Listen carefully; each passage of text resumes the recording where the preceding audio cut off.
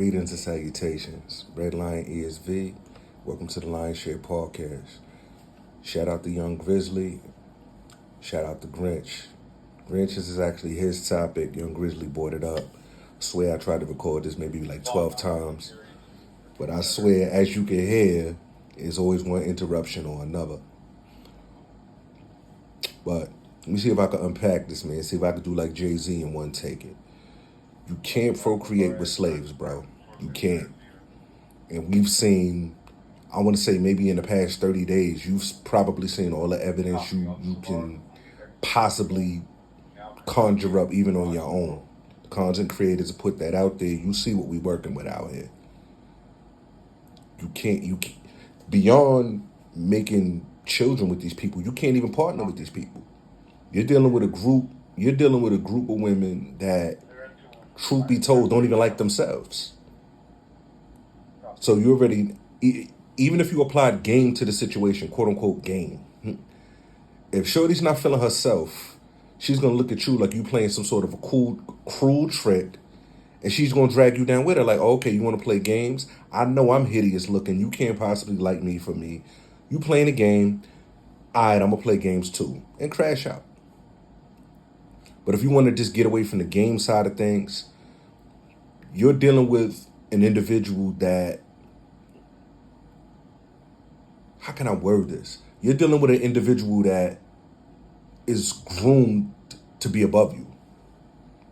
And when you have somebody that's groomed to be above you and you're trying to make any form of progress, these people are not partners. These people don't want to be a part of your success in that way.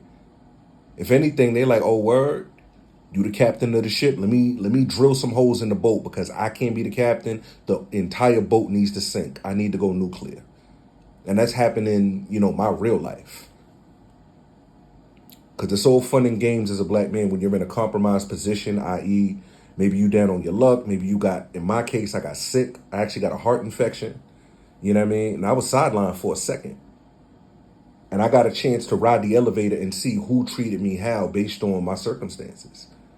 So when BGS or Angry Man talks about the numbers that they get from the government, I was actually in middle of nowhere, Virginia, and I had somebody on public assistance looking down on me. Like, wait a minute, I've been consistent for the past 5 to 6 years.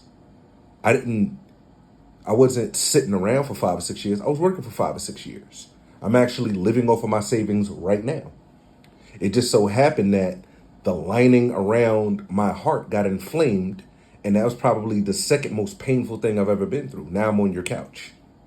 But because the government's feeding you, you feel like, oh, we're on equal footing. And that's when the light bulb went off. Wait a minute. You mean to tell me that with overtime, my salary, and benefits, you're putting me on equal footing with this hood booger? Interesting. You fast forward, different situation, dealing with someone who works for the government. If you know anything about the DC, Maryland area, the government keeps everything flowing. But in that particular situation, I'm building myself up. I'm like, all right, cool. I'm working, I'm grinding, overtime, doing this, doing that, jugging and finessing, so to speak. And I go from getting picked up to, now let me meet you somewhere. Now you can see the friction point. It's all fine, well, and good when you're coming to pick me up and you're taking me here and there and, oh, I don't want to leave yet and I don't want to do this, I don't want to do that. It's all fun and games when you're leading me around like a dog on a leash. But once I get my own vehicle and I'm establishing myself, now it's friction. Of course it's friction. Because I don't have to answer to you. You're not my mother. You're not my deity. I can come and go as I please. I have my own money. It's nice when you buy me gifts. That person still bought me gifts, and that's fine, well, and good. But now that I'm no longer under you, now it's a problem. Of course it is. It's by design. And these are the people you're supposed to procreate with. These are the people you're supposed to conquer the world with. Now, of course, I'm going to do a video about, I was going to call it rock, paper, scissors. But essentially, it's the small differences between cooperation, somebody who's actually down for you, so to speak, and quote unquote a wife, or at least the prospects for being a wife, so to speak. Because as I look overseas and I court overseas, I can see the difference. I can see shout out to Edwin Anderson when he talks about the governor. Meaning, let's say we get to a situation where, things are starting to go verbally where it shouldn't go. And you can tell the difference when you deal with a sister. They just got to let you know. You got to get told, blah, blah, blah. Versus you're dealing with somebody who's cooperative. It may not be love. It may not be infatuation. It may not be you're a superstar in my eyes, whatever the case may be. But there's a pause. It's like, and they pause like, wait, I'm going too far. Now, mind you, like I said, this is not, the twinkle in their eye like you're a god to me, this, that, and the third, which I would say men should aim for. But that pause, that let me pull back, let me not ruin the opportunity, is very different than when you would deal with what we have over here. You get that pause, you get that governor. Yes, you can go 200 miles an hour and it's on the dashboard, but that governor is going to keep you at about 140, and it's going to let you know, I think you're doing too much, slow down.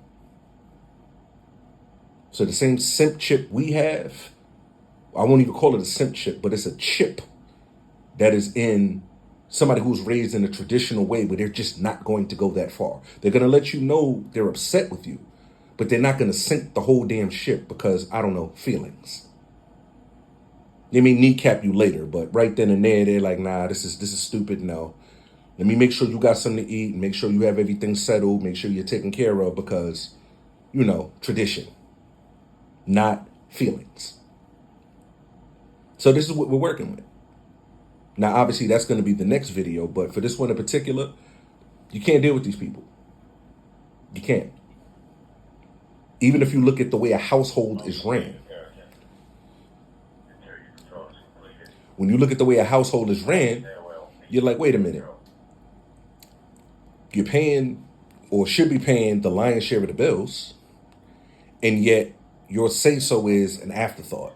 Hey, I'll think about it. Even as it relates to child rearing. And that's also going to be a separate video, but even as it relates to child rearing. Especially if you have boys, you want to raise your boys to deal with headache and heartache and everything that comes with it. As it relates to your mother, she's more concerned with if you're happy. And as most black men know, happiness is probably like the last thing on your mind because you got to live life. You have things to do. Happiness takes a backseat to everything that you're trying to accomplish. You can have joy, which is, it's fleeting. But if you leave it up to your moms, especially if she considers herself a quote unquote good mother, she wants to make sure you're happy, which isn't helping anyone. You want to make sure your children are prepared for all the ugliness life has to offer. Shout out to Osei Fringpong when he talks about reverse engineering, parenting. That's coming up too. That's in the pot cooking. But that's what we got. That's what we're working with out here.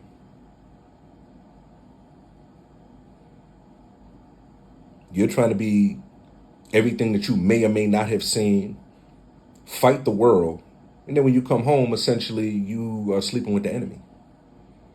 And then epigenetically, if you're just talking about epigenetics or you're talking about our history, we're no men in the house. You can go to the deep south and I can pull from my own examples.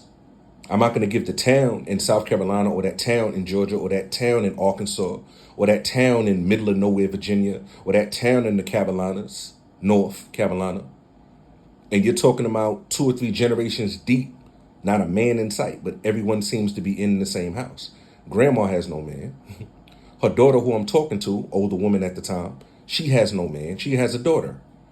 And her daughter, pregnant, baby in the belly, no man in sight. So it's obvious everyone is fornicating, but yet there is no men around. And yet everyone is struggling. And you will be a fool to put yourself in that situation, and even worse than a fool, to procreate with somebody like that because you're throwing your kids in a meat grinder. They're talking about generational curses. You might be looking at generational curse right there in your face.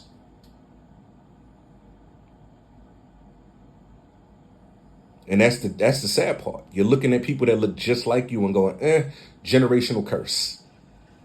Because you can't do nothing more than what you've already done. And I don't want to put my own dirty laundry out there, but I'm breaking my own generational curses one by one. But when I look at my son, I'm like, I'm gonna have to work, I'm gonna have to work something out.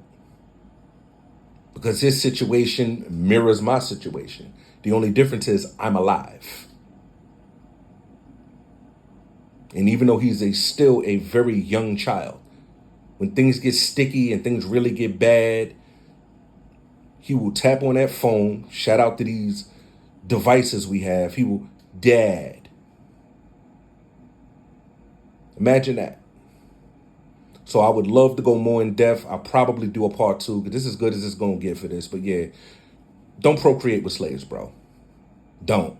You have all the information and ammunition you need to see. Just don't. You'll be throwing yourself right back into the loop of one big generational curse. Red Lion ESV, as always, peace and love. Like, share, comment, and subscribe. It's the Lion Share Podcast. I'm out.